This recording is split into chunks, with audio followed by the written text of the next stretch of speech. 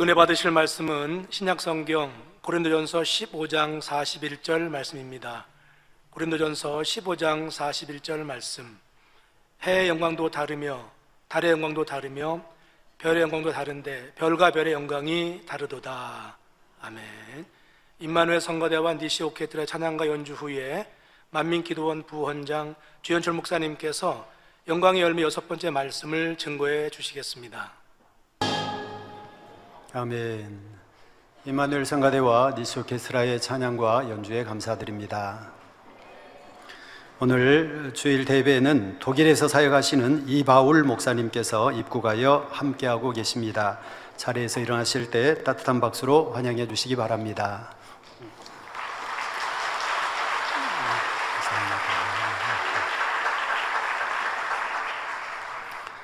사랑하는 만민의 성도 여러분, GCN과 인터넷 각종 매체를 통해 예배에 동참하시는 전 세계 성도 여러분, 당의자님께서 증거해 주신 새 예루살렘 12기초석에 대한 말씀을 전해드리고 있습니다.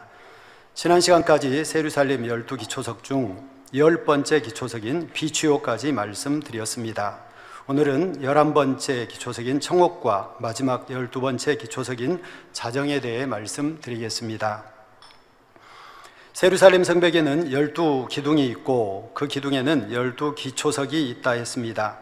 이 12보석은 바로 새 예루살렘에 들어가는 열쇠가 되며 우리가 그 보석에 담긴 영적인 의미를 깨달아 마음에 이룰 때 새 예루살렘에 들어갈 자격을 얻을 수 있습니다. 우리 성도님들 12보석 모두 기억하시나요? 네, 혹여 암송하실 수 있으세요? 암기하실 수 있으세요? 한번 제가 불러보겠습니다. 벽옥, 남보석, 옥수, 녹보석, 홍만호, 홍보석, 황옥, 노곡, 담황옥, 비추옥, 청옥, 자정, 이렇게 12보석입니다. 혹여 기억이 다 암기하시고 기억하시는 분들도 계시겠고 혹여 그러지 못한 분들이 계시다면 지금 저하고 잠시 한번 암기하는 시간을 한번 가져볼까요? 제가 먼저 해보겠습니다. 병남옥록 홍홍황록 담비청자. 자, 이렇게 하시면 쉽게 외울 수가 있습니다. 그러니까 첫 글자만 따서, 물론 이미 이렇게 외우신 분들도 아마 계시더라고요. 근데 이렇게 첫 글자만 따서 외우시면 쉽거든요. 같이 한번 해보시겠습니다. 시작. 병남옥록 홍홍황록 담비청자. 네, 이렇게 외우시면 쉽습니다. 그런데 여기에서 이제 녹자가 2개가 들어가죠. 녹. 그래서 처음에는 첫 글자 녹자가 2개입니다. 녹보석과 노곡이죠. 그러니까 처음에가 바로 녹보석이라고 생각하시면 되겠습니다. 먼저가 녹보석이다. 그 다음에 홍자가 또 2개가 들어갑니다. 홍홍황록. 그래서 바로 홍옥과 홍만호입니다. 그래서 홍옥이 먼저 들어가는구나. 홍옥, 우리 사과 있나요? 홍옥 사과라고 하나요? 네. 홍만호. 예, 홍만호, 홍보석. 이렇게 2가지입니다.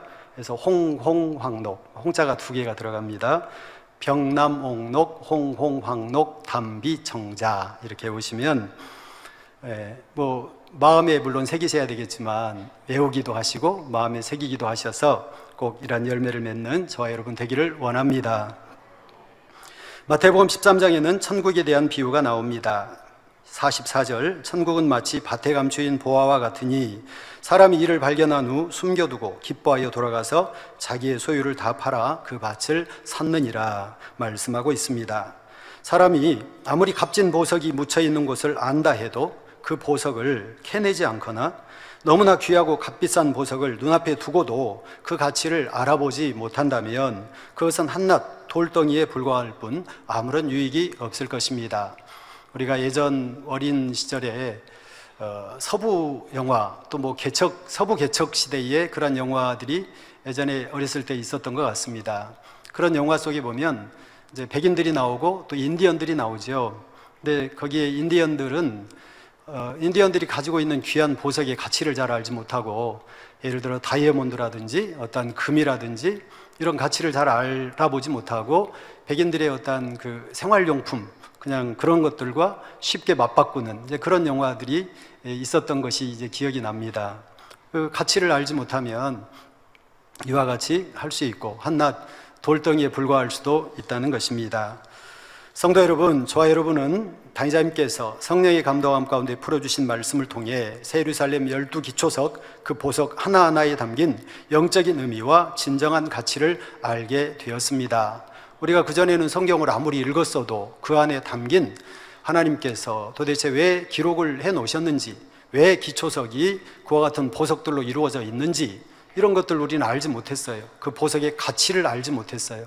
그러나 그 가치를 너무나 잘 아시는 당의자님께서 우리에게 이렇게 자세히 깨우쳐 주셨다는 것입니다. 자, 오늘 또 그 보석 하나하나에 담긴 영적인 의미와 그 가치를 더 깊이 발견해 나가시는 우리 성도님들 되시기를 바랍니다. 뿐만 아니라 부지런한 농부처럼 자신의 소유를 다 팔아 그 보석들을 신속히 자신의 것으로 소유하시는 성도님들이 되시기를 주님의 이름으로 기원합니다. 새 예루살렘 성벽에 있는 11번째 기초석은 청옥입니다. 청옥은 청색을 띠는 투명한 보석으로 청결함을 상징합니다. 뿐만 아니라 거룩함도 상징한다 하셨지요. 청결의 사전적인 의미는 맑고 깨끗함인데 하나님께서는 마음에 죄가 없는 상태, 즉 어떤 흠도 점도 티도 없는 깨끗한 마음을 청결하다고 인정하십니다. 마태복음 15장 또는 마가복음 7장에 보면 바리새인들과 서기관들이 예수님과 함께 모였는데 당시 예수님과 함께한 제자들이 떡을 먹을 때에 씻지 않는 손으로 떡을 먹는 것을 보게 됩니다. 바리새인들이 보았다는 것입니다. 바리새인들과 서기관들은 장로들의 유전에 따라 먹기 전에 깨끗이 손을 씻었지만 또 다른 성경에는 부지런히 씻었다라고 되어 있습니다. 열심히 씻고 먹었다는 얘기죠. 예수님의 제자들은 그렇게 하지 않았지요. 이때 바리새인과 서기관들은 당신의 제자들이 어찌하여 장로들의 유전을 범하나이까? 떡 먹을 때에 손을 씻지 아니하나이다 라며 꼬투리를 잡습니다. 신약성경 곳곳에는 장로들의 유전에 대해 기록되어 있고 예수님은 이에 대해서 책망하시는 장면들이 나오지요. 여기서 장로들의 유전에 대해서 잠시 그 배경을 살펴보겠습니다. BC 586년 바벨론 제국에 의해 예루살렘이 함락됩니다. 거룩한 하나님의 성전이 파괴되고 많은 귀인들과 백성들이 포로가 되어 바벨론에 끌려가게 되지요. 이스라엘 백성들은 자신들의 패망의 원인은 결국 하나님을 온 마음으로 섬기지 못한 까닭이라 여겼습니다. 이에 이스라엘 민족은 70년간의 포로 생활을 마치고 하나님의 뜻 가운데 고국으로 돌아오자 율법에 의거하여 그들이 지켜야 할 엄격한 규율들을 만들게 됩니다. 이런 규율들은 그들의 실생활에 밀접히 적용되는 것들로서 백성들에게 이것을 지킬 것을 엄히 명하였지요. 이러한 엄격한 규율을 생활화하여 지키는 것을 하나님을 잘 섬기는 일로 알았으며 오히려 율법보다 더 앞세워 지키게 하였던 것입니다. 마음 중심에서 하나님을 사랑함으로 행하는 것이 아닌 의식, 행위 이것을 중시하고 그와 같이 하나하나 만들어 행했다는 것입니다. 시편에도 이 구약 성경에도 하나님의 마음을 알았던 사람들은 진정 하나님이 원하시는 것이 바로 마음에 있다고 하는 것을 알았습니다. 그래서 시편에도 다윗은 고백하지요. 우리 하나님이 원하시는 제사는 상한 심령이라. 하나님이 번제와 제사를 원치 않으시고 상하고 통회하는 제사를 원하신다라고 말씀하고 있는 것입니다. 예를 들어서 안식일을 거룩히 지키라는 계명을 잘 지키기 위해서 39개의 조항을 만들고 거기에 따르는 234개의 세부 규율을 만들어 지키게 했습니다. 안식일을 거룩히 지키라라는 10계명이 있죠. 그러면 안식일을 어떻게 잘 지킬 것인가? 39개의 조항을 따로 만들었고 그 조항 하나하나마다 또 세부 조항을 만들다 보니 234개나 되는 세부 조항이 있었다는 것입니다. 39개의 조항의 첫 번째는 씨 뿌리기입니다. 씨 뿌리기, 또 밭갈기, 추수하기, 반죽하기, 털 깎기, 매듭 메고 풀기, 죽이기, 가죽 벗기기, 선 긋고 표시하기, 심지어 망치질하기 등 이런 조항들이 이제 39가지가 있었다는 것입니다. 자, 그 중에 한 가지는 안식일에는 불을 피울 수 없다는 거 우리 성도님들도 들어 아시죠?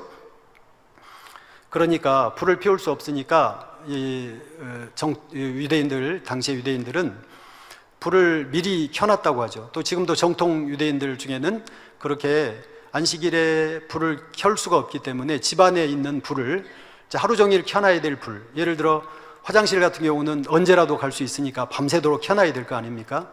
그러니까 미리 켜놓는 거지요. 안식일 날 켤 수가 없기 때문에. 그런데 또 그 스위치가 잘못하면 사람이 지나다니다가 스위치를 딱 몸으로 부딪혀서 꺼버릴 수도 있잖아요. 그러면 또 곤란하죠. 그래서 그 스위치에다가 테이핑을 해서 테이프로 또 보호해서 붙이기도 한다는 그런 이야기도 있습니다. 자, 자동차로 운전을 못한다. 왜 못하지? 하고 우리 성도님들이 그럴 수 있는데요. 자동차 운전을 하다 보면 이것도 불을 피우는 게 되거든요. 운전을 놔도 시동을 딱 걸면 어떻게 됩니까? 기름에 불이 붙고 연소가 되어서 그래서 이제 자동차가 이제 가게 되죠. 자, 그래서입니다. 2m 이상의 물건을 운반하지 못합니다. 요한복음 5장에 보면 그래서 38년 된 병자가 주님께서 내 자리를 들고 걸어가라 하고 치료받는 장면이 나오죠. 그래서 치료받고 자리를 들고 걸어가는데 바리새인들 율법사들이 와서 말합니다. 어떻게 치료받았느냐?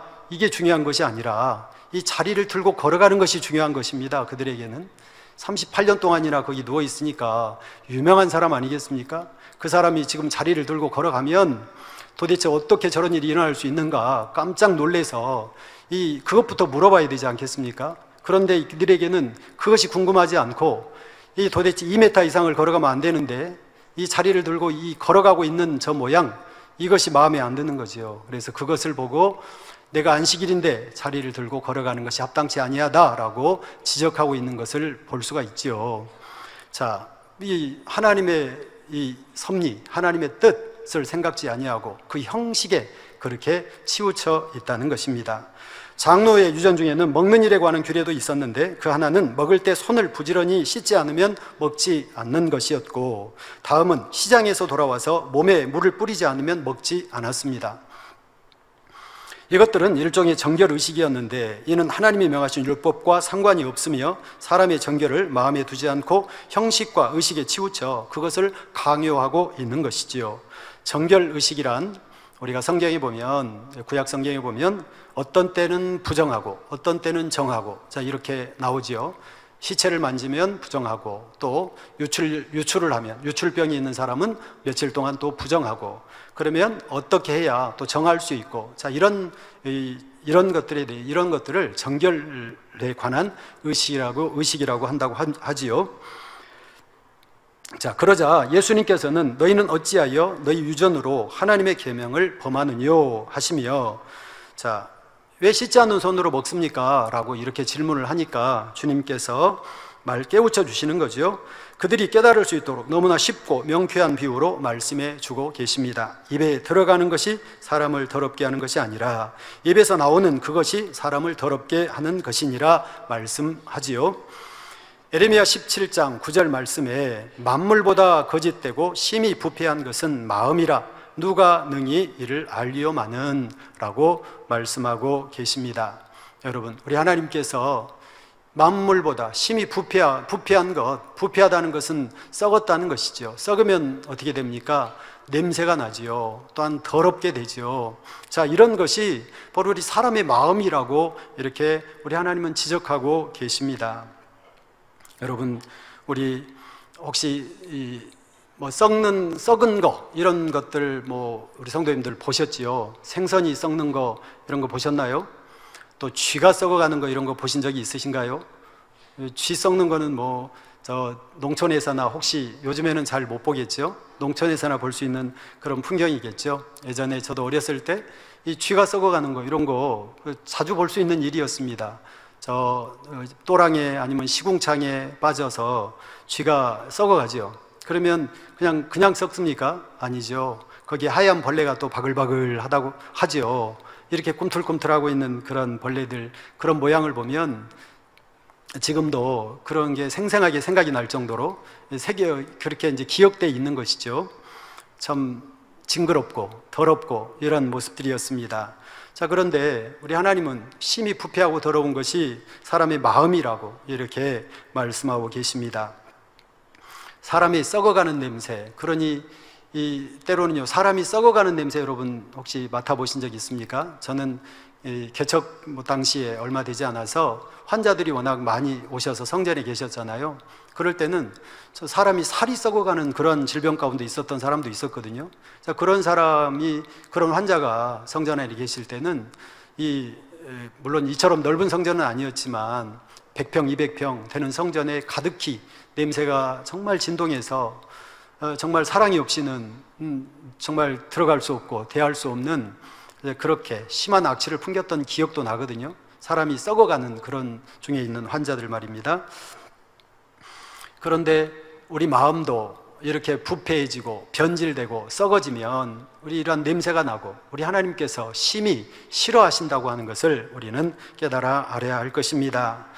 사람의 입에서 나오는 말은 마음에서 나오는 것입니다. 그래서 예수님께서는 마태복음 15장 19절 20절에 마음에서 나오는 것은 악한 생각과 살인과 간음과 음란과 도적질과 거짓 증거와 회방이니 이런 것들이 사람을 더럽게 하는 것이요 씻지 않는 손으로 먹는 것은 사람을 더럽게 하지 못하느니라 하시며 진정 하나님이 원하시는 청결이 무엇인지 깨우쳐 주셨습니다.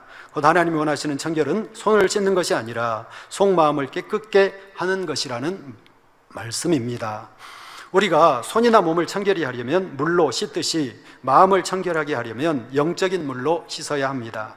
영적인 물은 곧 하나님의 말씀을 뜻하지요. 히브리서 10장 22절에 보면 우리가 마음의 뿌림을 받아 양심의 악을 깨닫고 몸을 맑은 물로 씻었으니 참마음과 온전한 믿음으로 하나님께 나아가자 했습니다. 하나님의 말씀대로 행하는 만큼 우리 마음에 더러운 죄가 씻겨져 나가고 깨끗한 참마음이 될 수 있다는 것입니다. 예를 들어 하나님의 말씀 중 에베소서 4장 22절 너희는 유혹의 욕심을 따라 썩어져가는 구습을 쫓는 옛사람을 벗어버리고 말씀합니다. 출애굽기 20장에는 살인하지 말지니라 간음하지 말지니라 도적질하지 말지니라 하신 것처럼 버리라 하지 말라 하신 말씀대로 순종하면 점점 마음에서 비진리와 악이 씻겨 나간다 했습니다. 이 말씀의 물로 씻겨 나간다 했지요. 이것이 바로 진정한 거듭남이라고 하는 것이죠. 그러나 물과 성령으로 거듭나야 된다는 이 말씀의 참된 의미조차도 저와 여러분 깨닫지 못했거든요. 그러나 사랑하는 당장님께서 전해주신 성결의 복음입니다. 또한 마태복음 22장 37절 말씀에는 내 마음을 다하고 목숨을 다하고 뜻을 다하여 주 너희 하나님을 사랑하라 말씀하시고 잠언 7장 2절 내 명령을 지켜서 살며 내 법을 내 눈동자처럼 지키라 말씀처럼 하라 지키라 하신 말씀대로 순종하면 세상 죄악에 다시 물들지 않고 계속해서 맑은 물을 공급받아 늘 깨끗한 마음을 유지할 수 있습니다. 성경은 성령의 감동함 가운데 성령의 감동함을 받은 사람들이 하나님께 받아 말한 것이라 기록된 것이라 라고 표현하고 있습니다. 그러니 진정 이 성경 안에 이런 하나님의 뜻을 우리가 풀기 위해서는 성령의 감동함을 입어야 하고 그래야만이 그 안에 들어있는 이 하나님의 참된 이러한 뜻, 섭리 우리가 알 수 있는 것이죠. 이러한 하나님의 사랑의 높이, 사랑의 넓이, 이 하나님의 사랑의 깊이 이러한 모든 것까지라도 깨우쳐 알게 해주셔서 우리로 정녕 하나님이 원하시는 참된 자녀가 되어갈 수 있도록 이끌어 주신 분, 인도해 주신 분 우리 사랑하는 당자님이십니다. 여러분 우리가 어떤 길을 찾아갈 때 이정표가 없으면 찾아갈 수가 없습니다. 이정표가 없으면 길을 찾아간다 할지라도 얼마나 오래 걸리겠습니까? 아니면 찾아갈 수 없을 수도 있고요. 이정표가 없이는 이 세상의 길도 그러할진데 영적인 길은 더더욱 그러합니다. 이 영적인 길은 이정표가 없으면 누군가 가르치는 선생이 없으면 그 길을 갈 수가 없는 거예요.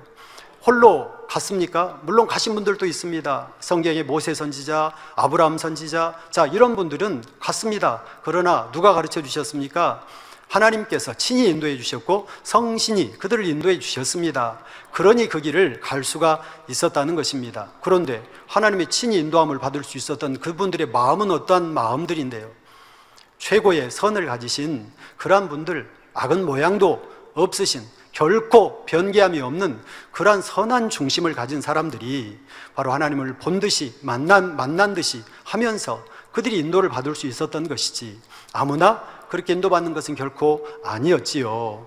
그러니 오늘날도 마찬가지입니다. 그래서 바로 너에게 첫 목자를 허락해 주시겠다 하나님은 말씀하셨고, 바로 그 안에서 우리가 사랑하는 다윗을 만나서 이 성결의 복음이요, 하라, 하지 말라, 지키라, 버리라, 이 말씀대로 행할 때 이와 같이 우리가 성결될 수 있고 변화될 수 있고, 그래서 구원받는 것뿐만이 아니라 더 아름다운 천국 새 예루살렘에 들어갈 수 있다는 거, 이러한 성결의 복음을 들었다는 거, 깨달았다는 거 너무나 귀하지 않습니까? 너무나 감사하지 않습니까? 이 마음이, 이 은혜가 우리 가운데 항상 있어야 될 줄로 믿습니다. 이처럼 마음이 청결한 사람에게는 복이 주어집니다. 마태복음 5장 8절에 마음이 청결한 자는 복이 있나니 저희가 하나님을 볼 것이며 말씀한 대로 천국에 가서도 하나님을 직접 대면할 수 있는 복이 주어집니다. 민수기 12장에도 말씀하지요. 하나님께서 모세 선지자에 대해서 말씀하기를, 그는 내가 대면하여 보았다, 구하는 내가 대면하여 말하고 하고 그는 나의 형상을 보겠거늘 라고 말하지 않습니까? 그러면서 그는 바로 그러한 사람인데 너희가 어찌 내 종 모세 비방하기를 두려워 아니하느냐라고 하나님께서 친히 말씀해 주시는 장면을 볼 수가 있습니다. 사랑하는 성도 여러분, 우리가 서로 비방하지 맙시다. 서로 판단하고 헤아리며 쉽게 우리 말하지 맙시다. 더군다나 서로도 그리해야 될 텐데, 하나님의 사랑받는 일꾼들, 하나님의 사랑받는 사람, 우리가 서로 판단하고 쉽게 말하고 쉽게 비방하고 이런 일들 우리 없어야 할 것입니다.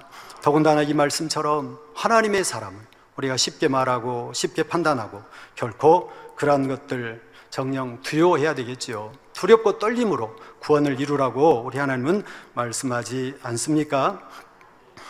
자, 이는 최소한 3,000층 더 나아가 새 예루살렘에도 들어갈 수 있는 자격이 주어진다는 의미입니다. 하나님을 본다는 의미가 바로 그와 같은 의미라는 것이죠. 또 하나님을 본다는 진정한 의미는 단지 본다는 데 그치지 않고 항상 하나님을 만나고 함께 하심과 도우심을 체험한다는 의미까지 포함됩니다. 이 땅에서도 하나님과 동행하는 참으로 복된 삶을 살게 되는 것입니다. 여러 믿음의 선진들이 하나님과 동행하는 삶을 살았지만 그 중에서도 참으로 청결한 마음을 이루어 이 땅에서 하나님과 동행했던 인물로 구약성경에 에녹이 있습니다. 창세기 5장에 보면 65세 때부터 300년 동안 에녹이 하나님과 동행하더니 하나님이 그를 데려가심으로 세상에 있지 않았다 기록되어 있습니다. 죽음을 보지 않고 산채로 하늘로 옮겨진 것입니다. 히브리서 11장 5절에도 에녹에 대해 기록하기를 저는 옮기우기 전에 이 땅에서 하늘로 옮기우기 전에 하나님을 기쁘시게 하는 자라 하는 증거를 받았느니라 말씀했습니다. 에녹이 이처럼 죄가 전혀 없는 깨끗한 마음이 되어 하나님을 기쁘시게 하는 자가 되자 이 땅에서도 늘 동행해 주시다가 살아있는 채로 하늘로 올리신 것입니다. 그때 에녹의 나이는 365세였는데 그 당시는 사람들이 900세 이상 살던 때이므로 오늘날의 나이로 환산해 보면 대략 30대 초중반이라고 이렇게 할 수 있겠습니다. 하나님께서 한창 젊은 나이에 그를 데려가신 이유는 그가 너무나 사랑스러우셨기 때문입니다. 이 세상에보다는 아름다운 천국에 있게 하시고 하나님 곁에 더 가까이 두고 싶으셨을 것이지요. 이를 통해 우리는 하나님께서 깨끗한 마음을 가진 사람을 얼마나 사랑하시고 기뻐하시는지 잘 알 수 있습니다. 오늘날 같으면 하나님께서 에녹 선지자를 빨리 데려가지 않으셨을 것이라고 다니자님께서 그렇게 표현해 주셨지요. 왜냐하면 지금은 이 땅에 구원해야 될 사람들이 너무나 많기 때문에 이렇게 하나님의 사랑받는 그러한 선지자를 데려가지 않으시고 이 땅에 두셔서 더 많은 영혼들을 구원해야 되기 때문에, 그러나 당시에는 그러한 상황이 아니었기 때문에 하나님께서 빨리 데려가셨다라고 이렇게 설명해 주셨지요. 성령이 감동한 가운데 에녹의 삶에 대해서 다니자님께서 우리에게 풀어주신 말씀에 따르면 에녹도 어느 날 갑자기 성결된 것은 아니라 했습니다. 그는 65세까지 나름대로 연단을 받았습니다. 창세기 5장 19절에 보면 에녹의 아버지 야렛은 그를 낳은 후에도 800년을 지내며 자녀를 낳았습니다. 따라서 그에게는 많은 형제가 있었음을 알 수 있지요. 그런데 에녹은 많은 형제 중 누구와도 걸리지 않았다고 합니다. 형제들보다 더 가지고자 하지 않았고 항상 양보해 주었으며 자신이 더 인정받으려 하지 않았고 오직 자신의 일에 최선을 다할 뿐이었습니다. 야곱에게는 12아들이 있었지요. 그런데 그 안에 얼마나 많은 문제들이 있습니까? 12명밖에 안 되는데, 그런데 이 에녹에게는 뭐 수십 명, 수백 명, 모르죠. 얼마나 많은 자녀들이 있었을지 기록은 없습니다만은 많은 자녀들이 있었다고 하는 것을 알 수 있습니다. 왜냐하면 800년 동안이나 자녀를 낳았으니까요. 그때는 무슨 자녀 산하 제한 하지도 않고 가족 계획도 하지 않지 않습니까? 하나님이 주시는 대로 낳는 것이죠. 다른 형제가 더 사랑받는 것을 보아도 언짢아하지 않았습니다. 시기 질투가 없었던 것입니다. 또한 에녹은 하나님의 말씀에는 물론이고 부모님에게도 항상 순종하는 사람이었습니다. 욕심이나 사사로운 감정도 없었으며 모든 사람과 화평을 이루어갔습니다. 이렇게 청결한 마음을 만들어가면서 65세가 되었을 때 마침내 에녹은 하나님께서 기뻐하실 만한 수준이 되었습니다. 그래서 하나님께서 그와 동행해 주시는 삶을 살게 된 것입니다. 이처럼 에녹이 하나님과 동행할 수 있게 된 데에는 더욱 중요한 이유가 있습니다. 그는 세상을 바라보지 않으면 물론 세상 어떤 것보다 더욱 하나님을 사랑했습니다. 그 부모를 사랑하고 순종하며 형제들과 우애가 깊었지만 그 누구보다 하나님을 가장 사랑했습니다.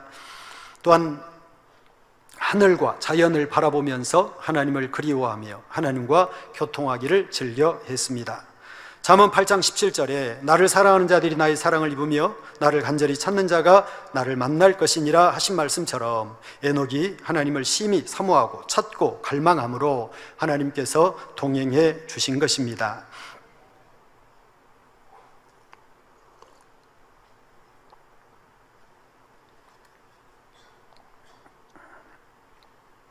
일반적으로 사람들은 갓난아이나 어린아이의 얼굴을 보면 기분이 좋아집니다. 한번 보실까요? 네. 우리 성도님들 웃으시는데요. 또 미소를 띄우시는데요. 네. 저도 어린아이들 참 좋아하는데 저도 보고 참 행복합니다. 보기에. 세상에 악이나 염려, 근심, 걱정에 찌들지 않는 아이들의 티 없이 맑고 순수함이 보는 이의 마음에도 전달되어 평안과 행복을 느끼게 하기 때문입니다. 아직 마음의 악을 다 버리지 못했어도 선을 사모하는 사람이라면 선한 말을 듣고 선한 행함을 볼 때 감동이 되고 마음이 따뜻해집니다. 우리 옆에 계신 성도님들 한번 바라보실까요? 얼굴을 한번 보시죠. 행복하신가요? 평안함이 느껴지시는가요? 네, 그리 하실 수 있었으면 좋겠습니다. 마음이 청결한 자녀를 바라보시는 하나님의 마음은 더더욱 그러하십니다. 우리 하나님은 선 자체이시고 사랑 자체이시니 그 선을 조그만 선만 보시고도 감동하시고 조그만 우리가 행하고자 하는 그 사랑의 표현, 사랑의 모습을 보시고도 우리 하나님은 기뻐하시는 것이죠. 스바냐 3장 17절 말씀에 이러한 아버지 하나님의 마음이 잘 나타나 있습니다. 너희 하나님 여호와가 너희 가운데 계시니 그는 구원을 베푸실 전능자시라. 그가 너로 인하여 기쁨을 이기지 못하여 하시며 너를 잠잠히 사랑하시며 너로 인하여 즐거이 부르며 기뻐하시리라 말씀하고 계시지요. 너무나 사랑스러우심으로 자꾸 보고 싶고 함께하고 싶어 하시는 것입니다. 그러므로 더욱 청결한 마음을 이루어 아버지 하나님께서 보고 싶어 하시고 함께 있고 싶어 하는 자녀가 될 수 있기를 바랍니다. 여러분, 이러한 축복의 연단을 우리가 받다 보니까 어떻습니까? 정말 옆에 계신 성도님들 한 분 한 분이 더욱 소중하지 않습니까? 더욱 귀하지 않습니까? 우리가 어떤 물건이라도 많이 있을 때는 소중함을 잘 느끼지 못하다가 자, 이것이 하나하나 이제 줄어들어서 조금밖에 남지 않으면 그때는 어떻습니까? 이제는 소중함의 그 가치를 또 느끼게 되는 것 아니겠습니까? 우리 성도님들 한 분 한 분 너무나 소중하십니다. 우리 원장님께서도 소중하다, 귀하다 이런 고백들을 많이 근래에 또 전에도 많이 하시지요. 자, 그런 것처럼 뭐 저도 느끼고 우리 성도님들도 그렇게 느끼시겠죠? 우리 오케스트라 옆에 계시는 한 분 한 분 참 소중하시죠? 네, 참 귀합니다. 참 소중합니다. 함께 이렇게 할 수 있다는 거. 자, 저는 제가 이웃나라에서 이제 왔을 때에, 이웃나라에 오랫동안 있다 왔을 때에, 전에도 한번 말씀드렸습니다만은 제 마음을 참 행복하게 해주신 분들이 이제 몇몇 분이 계십니다. 제가 청년 선교회를 오랫동안 이제 담당했던 지도교사였습니다. 90년대 말입니다. 그러니까 20살, 21살 이런 청년들을 제가 만났을 때 그때의 청년들의 모습, 행복했던 시간들, 얼마나 은혜 충만, 성령 충만한 시간들, 이런 시간들이 있었지 않습니까? 근데 그런 분들이 지금은 나이가 40대 후반, 50대가 되어서 이렇게 집사님도 되시고 권사님도 되시고 장로님도 되시고 이런 분들이 계십니다. 근데 제가 이웃나라에 왔을 때 어떤 분이 오셔서 목사님하고 이렇게 오셔서 참 감사합니다 하면서 이렇게 반갑습니다 라고 인사를 하는데, 제가 90년대 함께 했던 그 청년, 1청년 21살, 2살 때 모습이 기억이 나는 거예요. 떠오르는 거예요. 근데 그분의 그 모습 속에 그때의 모습이 그대로 느껴지는 거예요. 그때 참 뭐랄까요, 순진했던 모습, 또 순수했던 모습, 또 그냥 겸연쩍게 인사하던 모습, 뭐 이런 모습들이 그대로 느껴져서 참 행복했습니다. 행복함이 느껴지더라고요. 그러면서 참 병기함이 없는 모습, 얼마나 아름다운 모습인가라고 생각을 해보았습니다. 우리 하나님께서도 이러한 병기함이 없는 마음, 병기함 없는 모습, 이것을 너무나 귀히 여기시죠. 제가 그래서 그분을 통해서 고향 같은 느낌, 여러분 고향 어떠세요? 고향 있으시죠? 그러면 고향은 어떻습니까? 변함이 없거든요.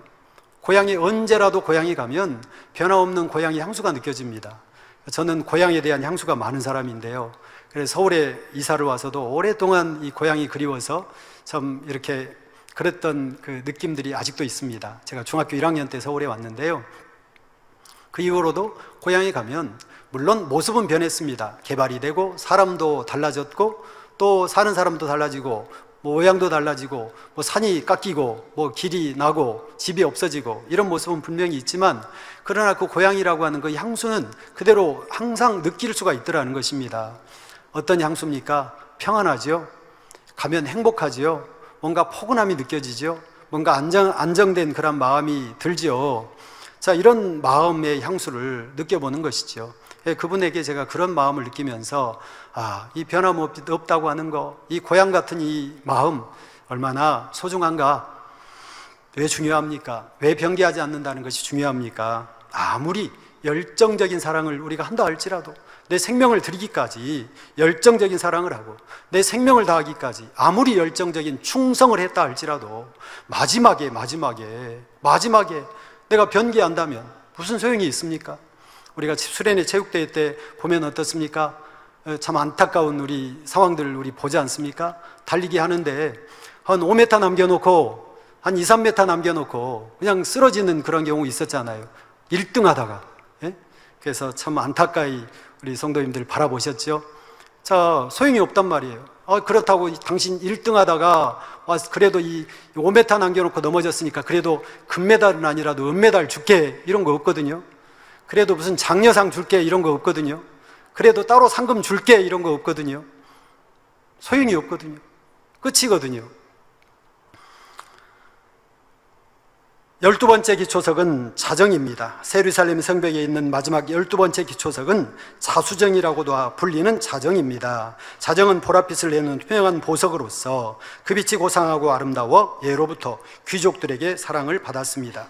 하나님께서도 자정이 상징하는 온유를 아름답다 하십니다. 온유는 사랑장에도 팔복에도 성령의 9가지 열매도 나오는데, 하나님의 말씀대로 사는 사람이라면 반드시 맺혀야 할 열매이기 때문입니다. 사전에는 온유를 성격이 온화하고 부드러움이라고 정의합니다. 하나님께서 아름답게 여기신 온유한 마음은 이런 면에만 국한되지 않습니다. 일반적으로 육적인 의미에서 온유한 성품을 가진 사람은 그 반대적인 성품을 가진 사람을 만나면 불편하게 여깁니다. 너무나 외향적인 성품을 가졌거나 강한 사람을 대하는 것이 힘들게 느껴지기 때문입니다. 여기에 저도 공감을 하는 사람인데요. 저도 개인적으로 성격이 이렇게 막 외향적이거나 이러지는 않는 것 같습니다. 혹시 성도님들 보시기는 어떨지 몰라도 아무튼 일반적으로 그런 평가를 받습니다. 외향적은 아니라고.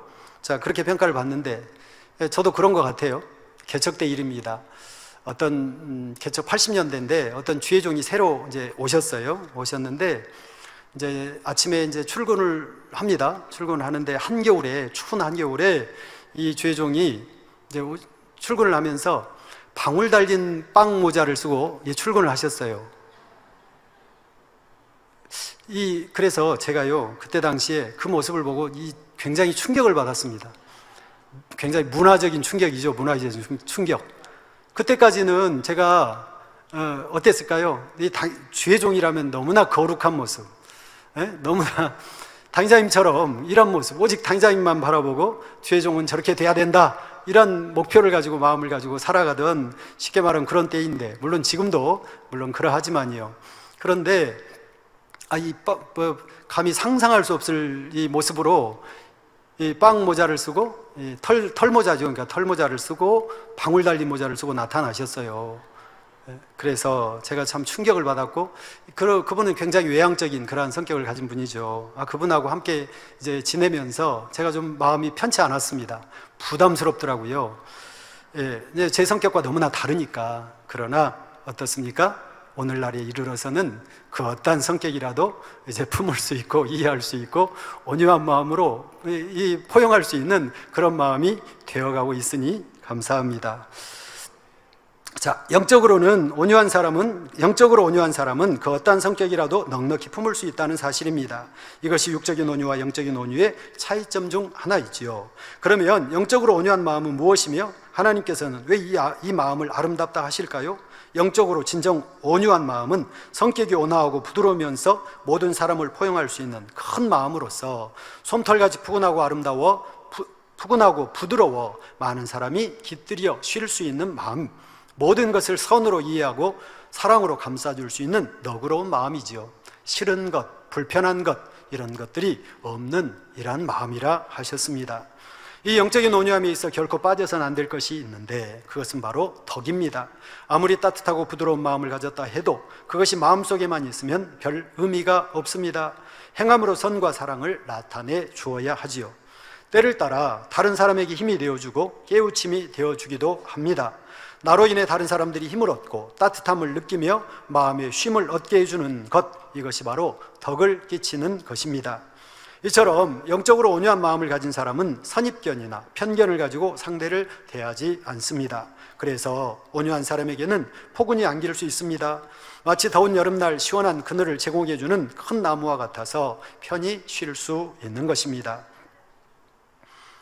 만약 한 가정의 남편이 이처럼 큰 나무와 같이 크고 넓은 마음으로 온 가족을 포용한다면 아내는 남편을 존경하고 사랑할 것입니다. 여러분, 사랑과 존경을 받을 수 있다면 얼마나 좋겠습니까? 사랑받을 수는 있습니다. 사랑은 좀 화물이 있어도 덮어주고 사랑할 수 있고, 잘못을 해도 사랑할 수 있고, 사랑은 할 수 있어요. 마음에 우리가 어떤 미운 감정이 있어도 사랑은 해야 되잖아요. 그런데 존경이라고 하는 것은 아무 때나 되는 게 아니죠.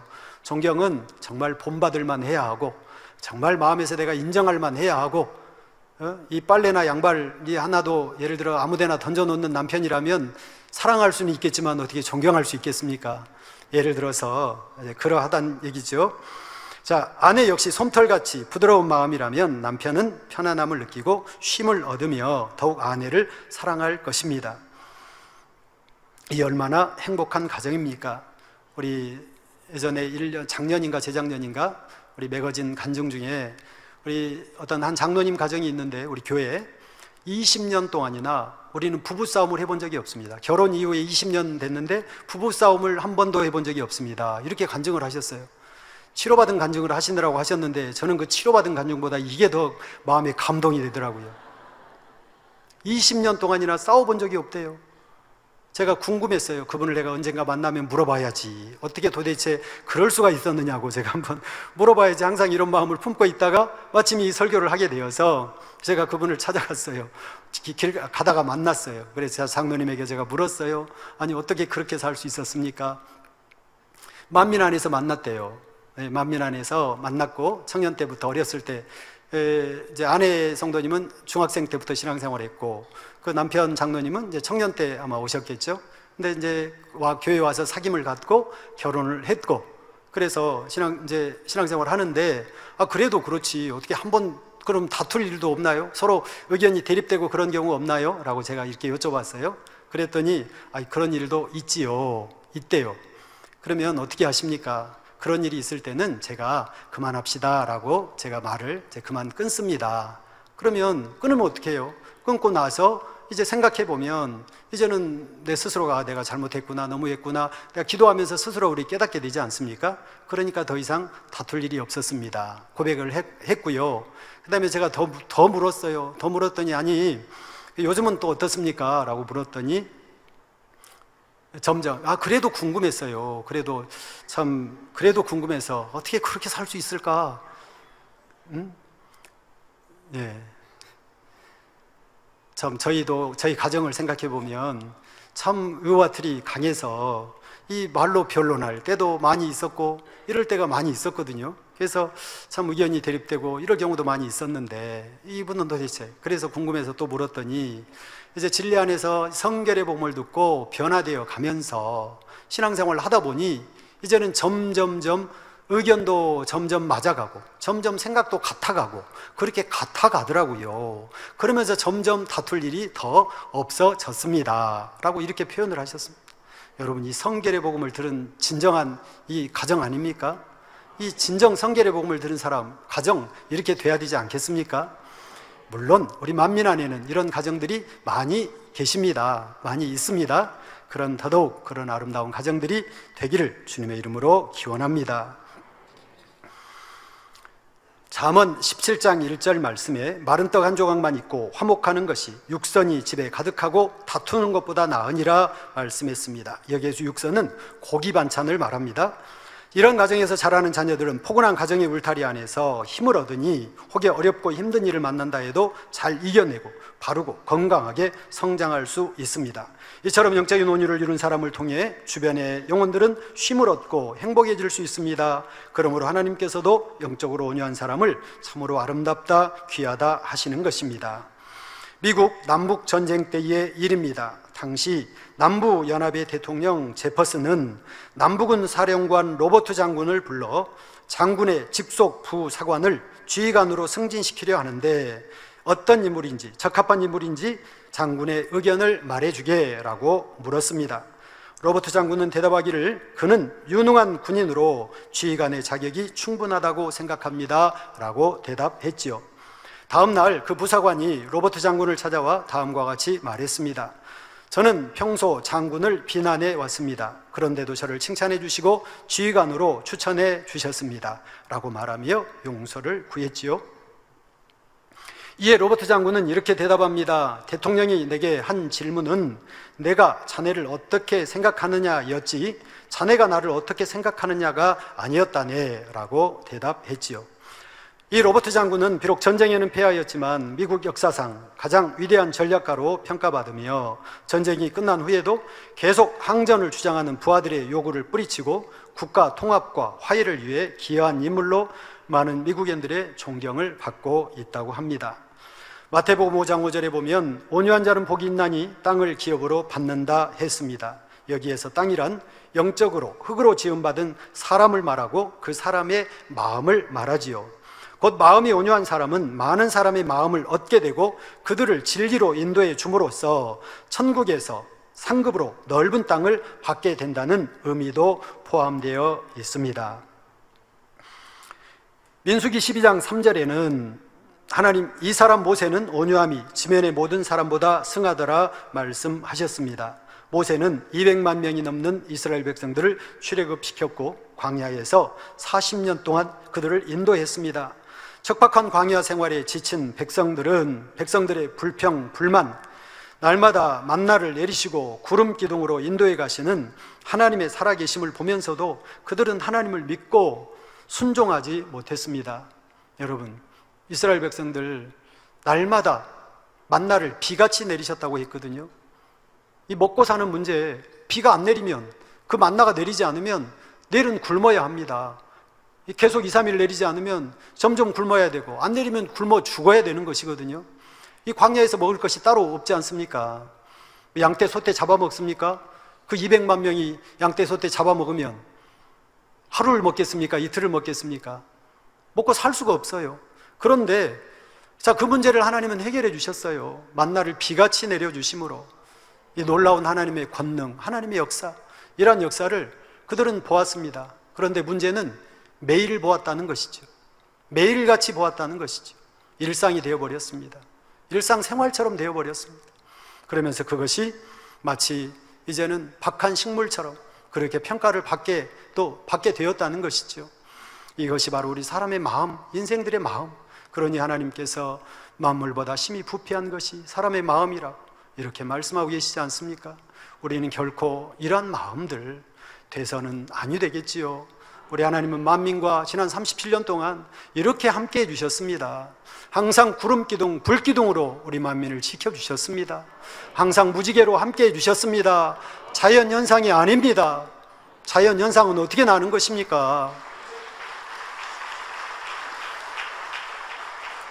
자연현상은 어느 때 나는 것입니까? 바로 비가 온 뒤에, 그러한 때에 이제 그 물빛, 그러한 물 수중의 기에 의해서 이렇게 생겨나는 것이 무지개라고 하지 않았습니까? 그러나 그러지 않는 데에도 무지개가 생겨나고 하나님의 역사 아닙니까? 더군다나 하나님의 약속이고 하나님의 보좌에 무지개가 둘려있다 했으니 그러한 무지개가 항상 우리와 함께하고 있다는 거, 하나님이 우리와 함께 하신다는 증거가 아닙니까? 어찌 그것도 이제는 박한 식물처럼 무지개는 자연현상이야 라고 말하는 이러한 경우들, 얼마나 안타까운 일이겠습니까? 지도자 모세를 통해 홍해를 가르시고 반석을 쳐서 물을 나게 하신 하나님, 그러한 권능 그들의 뇌 뒤에서 잊혀졌습니다. 급기야 그들은 하나님의 사람 모세를 대적하여 반역에까지 이르는 것입니다.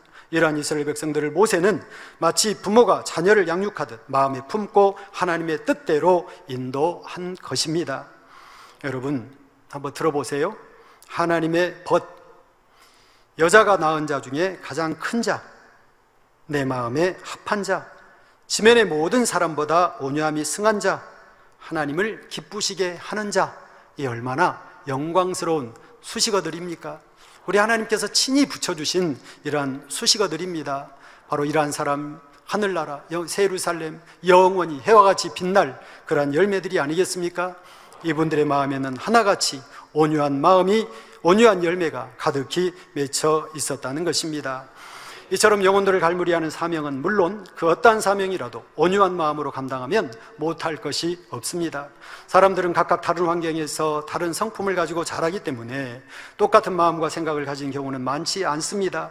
그래서 자기가 옳다고 주장하는 세상 속에서 나를 비우고 다른 사람을 품을 줄 아는 온유한 마음은 더욱 아름답게 빛나는 것입니다. 결론을 말씀드립니다. 사랑하는 성도 여러분, 오늘까지 총 6시간에 걸쳐 새 예루살렘 성벽의 12기초석이 상징하는 각각의 영의 마음을 모두 살펴보았습니다. 당의자님께서 각각의 보석에 담긴 영적 의미에 대해서 자세히 풀어주셨는데, 벽옥은 곧 온전한 믿음을, 남보석은 고듬을, 옥수는 희생을, 노곡은 정의를, 홍만호는 충성을, 홍보석은 열정을, 황옥은 자비를, 노곡은 오래 참음을, 탐황옥은 양선을, 비추옥은 절제를, 청옥은 청결을, 자정은 온유를 의미한다 하였습니다. 이러한 영의 마음 하나하나가 바로 새 예루살렘에 들어갈 수 있는 열쇠이며, 아버지 하나님의 마음을 너무나 잘 아시는 당회장님께서 우리에게 이 열쇠들을 하나하나 손에 꼭 쥐어 주신 것입니다. 이 모든 영의 마음을 종합하면 예수 그리스도의 마음이고 아버지 하나님의 마음이 됩니다. 당회장님께서 쥐어주셨다고 하는 것은 아까도 말씀드렸지만 우리 당회장님께서 7년 동안이나 하나님 앞에 금식과 수많은 기도 쌓으셔서 이 성령의 감동한 가운데 하나님 앞에 간구하고 기도하셔서 풀어받으신 말씀이기 까닭에 이렇게 말씀을 드리는 것입니다. 완전한 사랑을 의미하며 이 모든 영의 마음을 종합하면 예수 그리스도의 마음이고 아버지 하나님의 마음이 됩니다. 이는 완전한 사랑을 의미하며 당당히 새 예루살렘에 들어갈 수 있는 열쇠가 되는 것입니다. 그러므로 12기초석이 상징하는 영의 마음을 모두 이루어 드리시기 바랍니다. 본문 15장 41, 고린도전서 15장 41절 말씀에 해의 영광도 다르며 달의 영광도 다르며 별의 영광도 다른데 별과 별의 영광이 다르도다 말씀하고 계십니다. 사랑하는 만민의 성도 여러분, 새 예루살렘 해와 같은 영광의 열매로 나와서 영원히 하나님의 기쁨과 위로가 되시기를 주님의 이름으로 기원드립니다. 함께 기도하겠습니다. 할렐루야. 사랑의 아버지 하나님, 은혜와 사랑을 감사합니다. 세루살렘의 아버지 영광의 열매가 되기를 원합니다. 아버지 하나님, 세루살렘의 열쇠, 아버지 하나님이 기초 12기초 석에 아버지 하나님 이 아름다운 아버지 마음들입니다. 이 보석의 의미를 그 안에 담긴 아버지 하나님의 그 아버지 참된 아버지 원하시는 영적인 의미를 우리는 깨달아 알지 못했습니다. 그러나 사랑하는 당사님께서 이 깊은 말씀들 아버지의 마음을 아셔서 이와 같이 우리에게 깨우쳐 주셨습니다. 오늘도 아버지 귀한 보석들 아버지 하나님 이 세루살렘의 열쇠들 우리 마음에 새기고 또 품고 아버지 결코 놓지 아니하고 잃어버리지 아니하고 아버지 하나님의 아름다운 이 마음을 이루어서 이 영광의 세루살렘의 아버지 해와 같이 빛나는 열매들로 나올 수 있는 우리 모든 만민의 성도들이 다 될 수 있도록 은혜 주옵소서. 감사드립니다. 예수 그리스도 이름으로 기도하옵나이다. 아멘. 영상을 통하여 당의자님의 환자를 위한 기도를 받으실 때 아픈 곳이나 연약한 곳 손을 얹고 기도 받으시고, 아프지 않은 분들은 가슴에 손을 얹고 마음의 소원을 위해 믿음으로 기도 받으시기 바랍니다. 할렐루야. 전능하신 사랑의 아버지 하나님, 이 시간 기도받는 모든 성도님들 위해 안수하여 주옵소서. GCN과 인터넷과 화상을 통해 기도받는 지교회와 지성전, 그리고 전 세계 하나님의 자녀들 위에도 시공간을 초월하여 역사하여 주시기를 원합니다. 믿어지는 믿음을 주시고 부정적인 생각과 의심의 세력을 물리쳐 주옵시며 모든 시험 환난도 물리쳐 주옵소서. 머리부터 발끝까지 오장육부 뼈 마디마디 온몸의 신경 조직 세포 등 아픈 곳마다 성령의 불로 태우시고 근본의 빛으로 역사하여 주옵소서. 예수 그리스도의 이름으로 명하노니 원수마귀 사단 모든 질병 균 연약함아 물러가라. 빛이 임하라. 모든 불치 난치병도 성령의 불로 태워 깨끗게 하여 주옵소서. 말라리아를 비롯한 모든 풍토병도 물리쳐 주옵소서. 감기, 기침, 열, 몸살, 독감 등 각종 유행성 질병도 다 물러가라. 어떠한 유행성 질병균도 틈타지 않게 지켜 주옵소서. 위암, 폐암, 간암, 유방암, 자궁암, 대장암, 피부암 등 각종 암과 에이즈, 백혈병, 뇌졸중, 고혈압, 저혈압, 심장병, 폐병, 위장병, 당뇨, 부인병, 피부병, 갑상선 질환과 모든 염증도 깨끗게 하여 주옵소서. 소아마비, 중풍, 관절염, 디스크도 온전케 하여 주옵소서. 요통, 두통, 신경통을 비롯한 모든 통증은 사라질지어다. 간질, 자폐증, 우울증, 조울증, 노이로제 등 모든 정신질환도 물러가라. 모든 마비된 것도 풀어지고 일어나 걷고 뛸지어다. 눈도 잘 보이게 하옵시고 귀도 잘 들리게 하여 주옵소서. 소경은 눈을 뜨고 기머거리는 들으며 벙어리는 말할지어다. 각종 사고, 후유증도 깨끗게 하시고 부러진 뼈도 붙여 주옵소서. 화상 입은 것도 온전케 하옵시고 화기암 물러가라. 열도 물러가라. 아버지 흉터 나지 않게 역사해 주시기 원합니다. 마약을 비롯하여 각종 약물과 독극물 중독도 깨끗함을 입을지어다. 죽은 신경과 세포가 살아나며 죽은 자도 살아나게 하여 주옵소서. 잉태의 축복도 주시기를 원합니다. 잉태의 축복을 받으라. 예수 그리스도의 이름으로 명하노니 원수마귀 사단아, 하늘 공중 곳에 잡은 악의 영들아 물러가라. 그의 사자들도 물러갈지니라. 이 땅의 악한 영, 더러운 영, 거짓되고 간사한 영, 의간질하고 미혹하는 모든 어둠들은 물러가라. 모든 흉악의 결박을 풀고 어둠아 물러가라. 빛이 임하라. 아버지 하나님, 부르짖어 기도할 수 있는 능력을 주시고 죄를 버리고 성결될 수 있는 능력을 주옵소서. 영혼이 잘됨같이 범사에 잘되게 하시고 가정의 복음화도 이루어 주시기를 원합니다. 한 주간도 모든 사고와 재앙으로부터 지켜주시고 불통이 없는 형통한 삶을 살 수 있도록 축복해 주옵소서. 성령의 불담으로 천군 천사와 주님의 불꽃 같은 눈동자로 모든 하나님의 자녀들과 가정, 일도, 사업들을 지켜주시기를 원합니다. 학생들에게 지혜와 명철을 더하시고 공부할 수 있는 뜨거운 마음과 열정도 더하여 주옵소서. 마음과 생각을 세상에 빼앗기지 않도록 지키시고 하나님을 뜨겁게 사랑하는 학생들로 축복하여 주옵소서. 하나님의 자녀들이 먹으나 마시나 입으나 무엇을 하든지 하나님 앞에 영광 돌리는 삶이 되게 축복하여 주시기를 원합니다. 나는 하나님을 만났노라, 체험했노라, 응답 받았노라, 축복 받았노라 간증하는 입술이 되게 역사하여 주옵소서. 아버지 하나님 감사합니다. 홀로 영광 받으옵소서. 우리 주 예수 그리스도의 이름으로 기도하옵나이다. 아멘. 涙の中おらる主、愛の主、それは命与える救いの